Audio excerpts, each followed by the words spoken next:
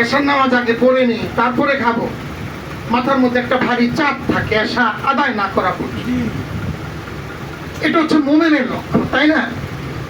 অনুরূপ ভাবে আমরা যারা ইলমে তাসাউফ অর্জন করি, কারোর সাথে একটু খারাপ হয়ে গেলে তখন নিজের মধ্যে একটা ব্যথা জাগে, কিরে আমি তো ইলমে তাসাউফ অর্জন করি, আমার দ্বারা তো সেই ব্যথাটা পাওয়ার কথা ছিল না, না ওই ভাইয়ের কাছে গিয়ে ক্ষমা চাই দিল। এটা হচ্ছে ইলমে তাসাউফ। আপনার মধ্যে যদি এই ব্যথা হৃদয়ের মধ্যে যদি জাগ্রত না হয়, আপনি হাজার বয়ান শোনেন কিন্তু আপনি ইলমে তাসাউফের মজা পাবেন? কখনোই পাবেন। আমি মাঝে মাঝে বলে থাকি যে জিনিস যত খাঁটি হয় তার মধ্যে ভেজাল তত বেশি হয়, তাই না? মধু অনেক খাঁটি জিনিস, কোরআন শরীফের মধ্যে মধুর কথা আছে, আল্লাহ রসুল মধুরকে শেফা বলছে। এর জন্য খাঁটি মধু যদি পান, খেয়ে নিয়ে অনেক রোগের সেবা। কিন্তু খাঁটি মধু পাওয়াই তো দুষ্কর, এমন দুষ্কর যে খাঁটি মধু যে ব্যক্তি করে ওকেও মানুষ সন্দেহ করে, তাই না? এত ভেজাল বাড়ছে। এর জন্য ভাই দিন অনেক খাঁটি জিনিস, এটা খাঁটি মানুষদের কাছ থেকে অর্জন করতে হবে। ওই খাঁটি ওলাকে আপনাকে তালাশ করতে হবে। এর জন্য আমরা ওই ভেজাল জিনিস খেয়ে আমরা খাঁটির কথা ভুলে গেছি, তাই না? আমরা খাঁটির কথা ভুলে গেছি। এর জন্য আল্লাহ তাআলা আমাদের মুষ্টিমেয় হাতে গোনা কয়েকটা মানুষকে এই নেয়ামত দান করেছে। এর জন্য আমার মধ্যে কোনো আফসোস নাই। কে আসলো কে গেল এই আফসোস আমার মধ্যে জাগে না। আমার মধ্যে এই কৃতজ্ঞতাই জাগে যে আল্লাহ আমাকে বেছে নিয়েছে, আল্লাহ আমাকে এই আঙ্গিনার ছায়ায় একটু জায়গা দিয়েছে। আলহামদুলিল্লাহ, এটা আমার কপাল, এটা আমার মায়ের দোয়া, এটা আমার বাবার আশীর্বাদ। আলহামদুলিল্লাহ, আলহামদুলিল্লাহ।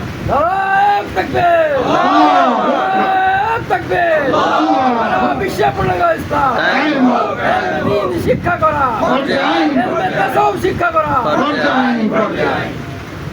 দেখেন কত বড় বড় আলেম, তাদের সাক্ষাৎ হয়, তাদের সাথে কথা হয়, তারা কেউ আসে না।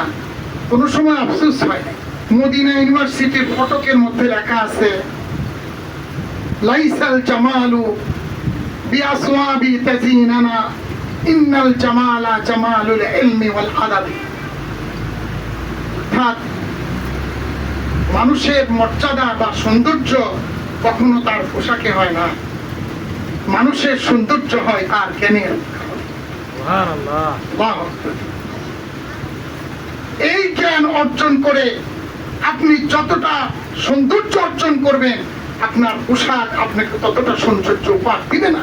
যারা পোশাকে সৌন্দর্য নিয়ে মাঠে ঘোরে ওদের জন্য আফসোস জাগে, হ্যাঁ পোশাক তো ছিঁড়ে যাবে, ফেটে যাবে, হ্যাঁ, কিন্তু যে আত্মাটা জান্নাত পর্যন্ত যাবে সেটার পোশাক যদি সুন্দর হইতো, ইলমে তাসাউফ শিখে কতই না উন্নত হইতো।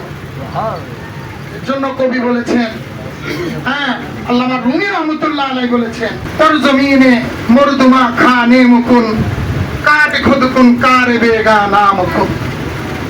নিচের ভিটায় ঘর বানাও, পরের ভিটায় ঘর বানাও না।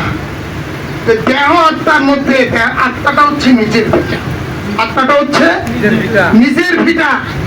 দেহর এতটা পরিচর্যা করিও না, দেহটা সর্বোচ্চ 14 দিন বা 15 দিন থাকবে, এরপরেই মাটির সঙ্গে মিশে যাবে।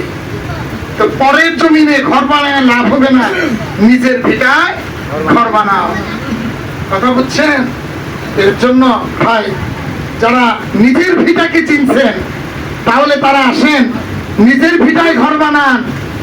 নাইবে রাসূল আপনি কি নিজের ভিটায় ঘর বানার ফর্মুলা দিয়ে থাকেন? আলহামদুলিল্লাহ। আচ্ছা, আমি অনেক সময় উপলব্ধি করি আমাদের মতো অনেক লোক আছে এখানে আসে, আলহামদুলিল্লাহ নাইবে রাসূলের যে বয়ান, এখান থেকে যদি কিঞ্চিত মাত্র নিয়েও যদি পাবলিকের সামনে দেওয়া যায়, তুই তো আমাকে বড় পিসাব মনে করি, বলেন করবো কিনা? জি অবশ্যই করবে, কারণ বলবে যে হ্যাঁ এই লোক কি এই কথা বলে এলো, এই কথা তো এই বয়ান তো জীবনে শুনি নাই। এই লোক এই কথা কোথেকে বল, কথা বুঝছেন? এখানে এসেও আপনাকে ধোকায় করার একটা সম্ভাবনা আছে।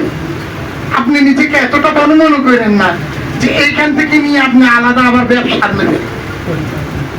আপনি যদি চান তো আপনাকে পোকামাকড়ে আক্রমণ করে আপনি শেষ হয়ে যাবেন, আপনার অস্তিত্ব থাকবে না।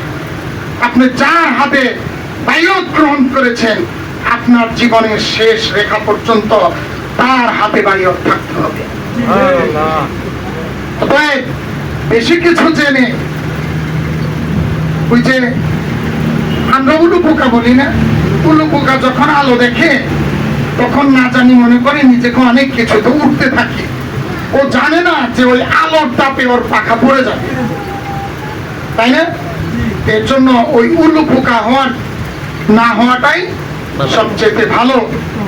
খাদিম হয়ে থাকেন, আপনি পৌঁছে যাবেন অনেক দূর, জান্নাত পর্যন্ত চলে যাবেন আলহামদুলিল্লাহ। কিন্তু আপনি নিজেকে ফোকাস করার চেষ্টা করেন না, ধ্বংস হয়ে যাবে। আল্লাহ তাআলা আমাদেরকে ধ্বংস থেকে হেফাজত করুন। নায়েবে রাসূলের অধীনে থেকে আমরা যেন কিতাবী ধারায় বয়ান করতে পারি, আল্লাহ তাআলা সে তৌফিক দান করুন। ওয়া আখিরু দাওয়ানা আলহামদুলিল্লাহি রাব্বিল আলামিন।